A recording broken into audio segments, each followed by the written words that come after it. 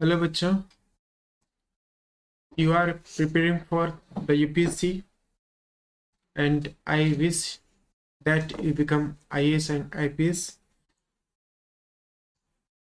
Today I will discuss about the budget of India. So, budget of New Year, in which we are setting colonial symbols. We not want to continue the system before the independence. Bharat की आज़ादी के बाद हम नहीं चाहते follow करें अंग्रेजों का जो सिस्टम था, जो लूट खसोट मचा रहे थे, भारत में डकैती कर रहे थे, चोरी कर रहे थे और पैसों को, रुपयों को, हमारी संपत्ति को विदेश में ले जा रहे थे। Budget of India, budget of India. बात करते हैं थोड़ा सा हिस्ट्री का। 1860 में फर्स्ट बजट भारत में आया था। रेलवे बजट था। अंग्रेज लोग डकैती करने के लिए, चोरी करने के लिए, बदमाशी करने के लिए, भारत को लूटने के लिए लाए थे बजट, और ये बजट था रेलवे का। और 26 नवंबर 1947 को फर्स्ट इंडिपेंडेंट इंडिया बजट आया भारत में। और उस समय भारत के जो फाइनेंस मिनिस्टर थे, श्री सनमुखन सेठी ने इस बजट को लाया था। 1924 तक हमारे बजट में रेलवे फाइनेंस रहता था, लेकिन 1924 से हमने रेलवे बजट को हटाया और जनरल फाइनेंस बजट बना। 2017-18 में हमने रेल बजट को रिमूव किया, हटाया।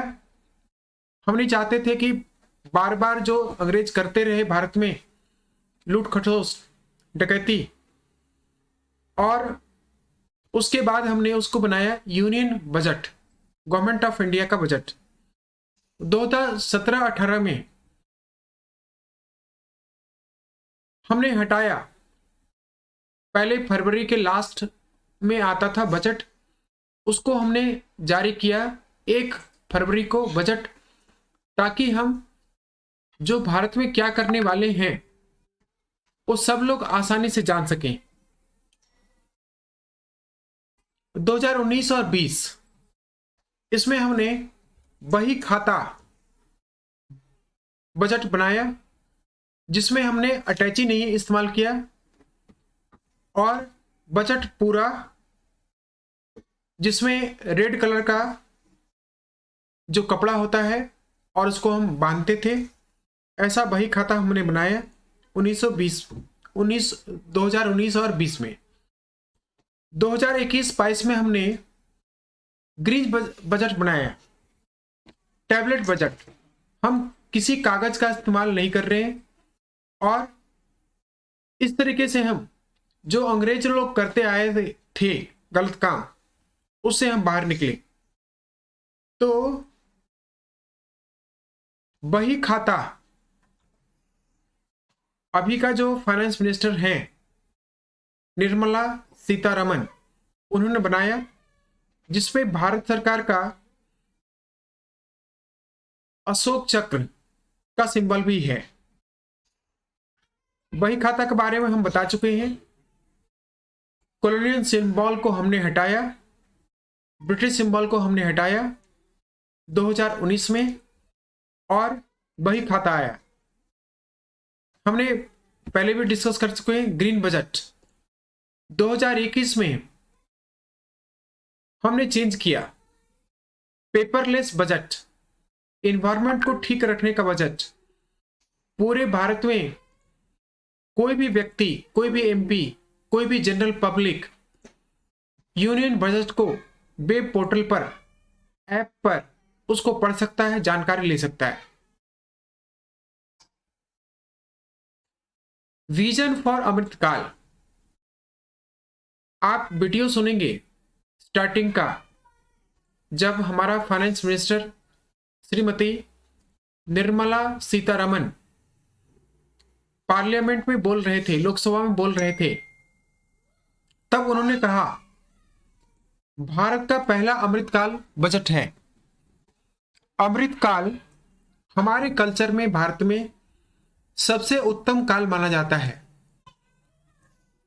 प्रधानमंत्री ने अमृतकाल में ही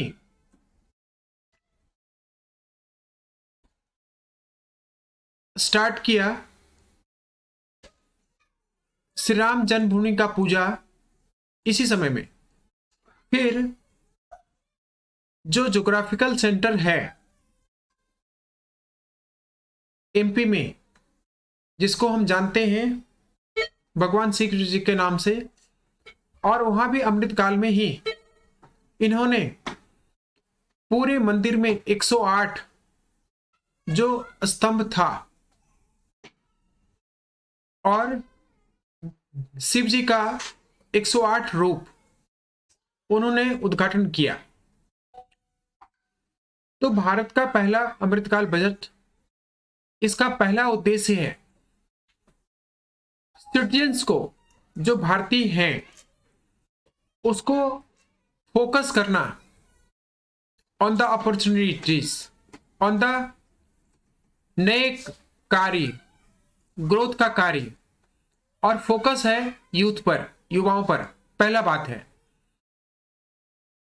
ग्रोथ है जॉब क्रिएशन, कंट्री का ग्रोथ कैसे हो और कैसे नए नए जॉब बने, नए नए पद मिले, एडवांस पद मिले, इसकी बातें करना, इसको लागू करना।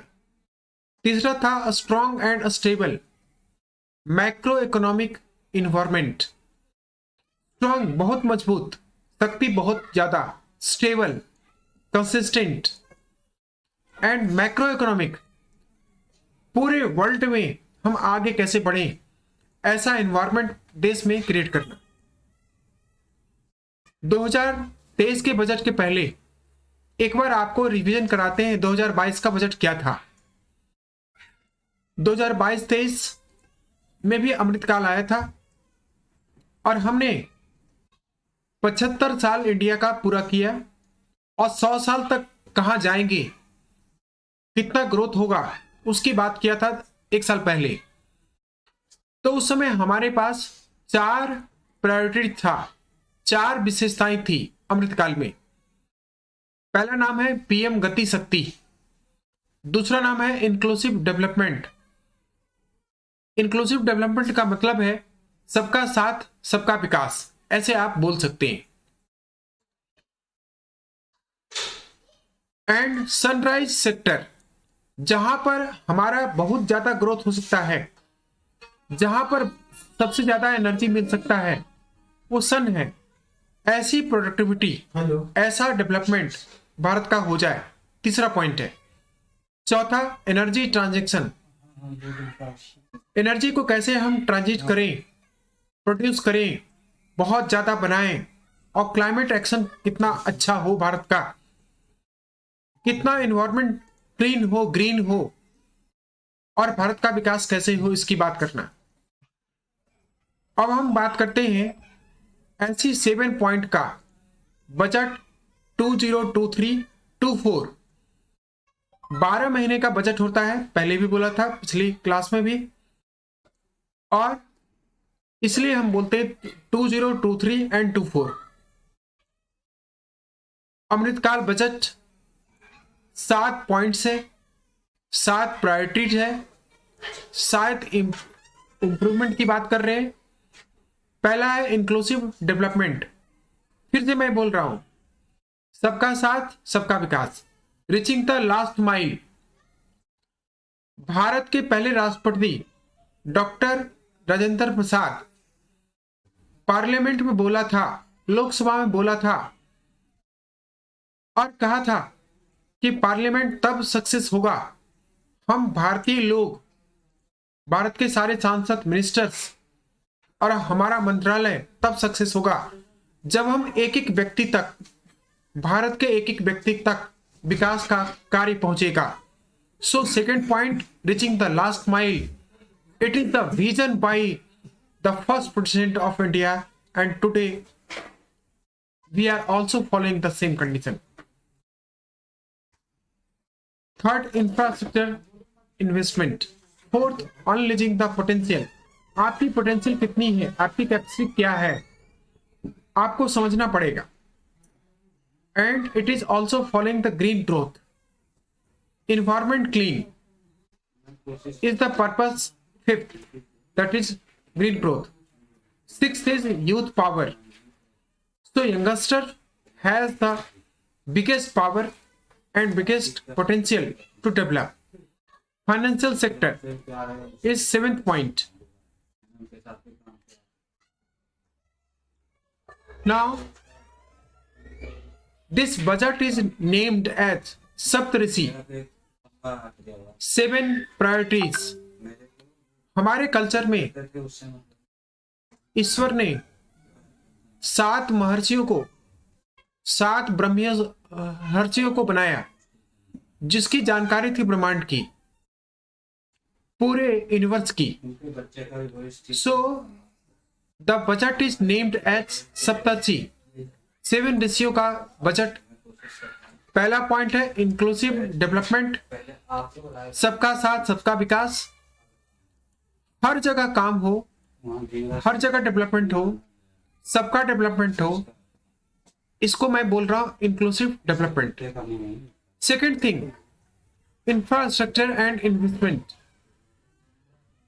कई जगह कॉलेज बनता है, कॉलेज के साथ हॉस्टल भी बनता है, कई लाइब्रेरी बन जाती है, कई सारा हॉस्टल प्राइवेट भी बनता है।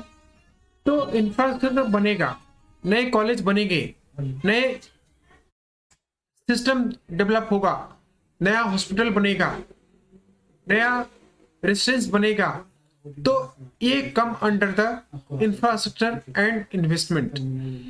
ऑन प्लेजिंग द पोटेंशियल, हमारे कल्चर में है, हनुमान जी को याद नहीं था उनके पास कितनी शक्ति है, और जब याद दिलाया गया, पोटेंशियल बढ़ाया गया, उनको समझाया गया, तो पूरे लंका में अटैक किया उन्होंने, लोगों को समझाया हमारी शक्ति क्या है, और ब्रिज बनाया जो वर्ल्ड सोच नहीं सकता। ग्रीन ग्रोथ, इन्वायरमेंट को ठीक रखना, growth of country in the agriculture also, in the krishi also.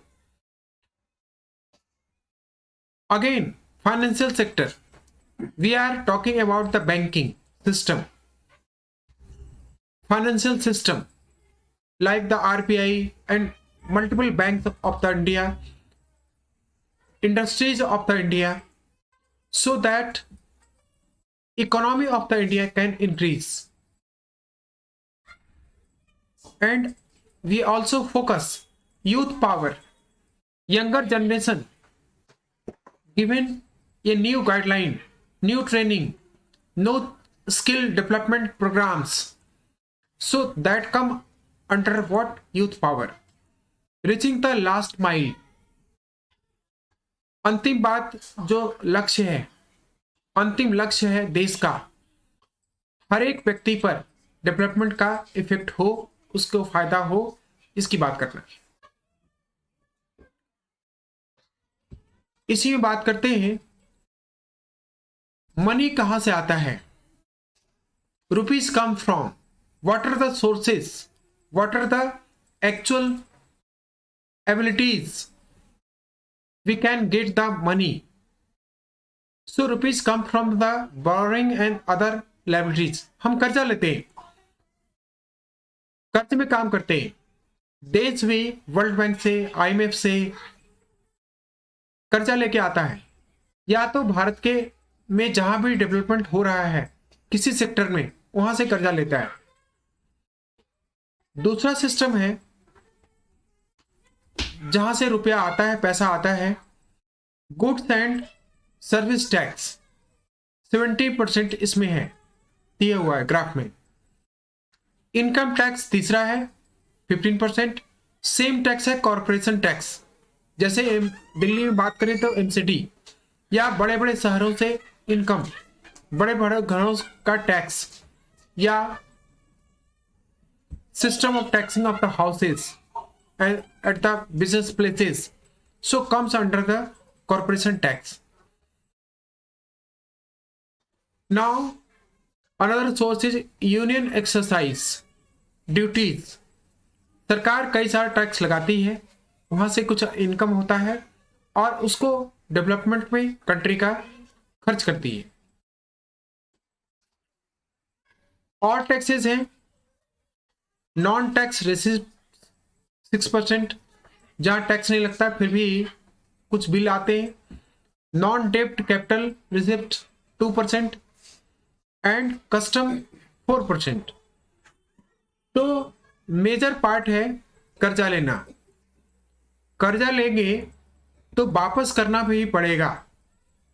So rupees goes to, जो पैसा आता है, जो रुपया आता है, जो धन आता है, उसका उपयोग कहाँ होता है?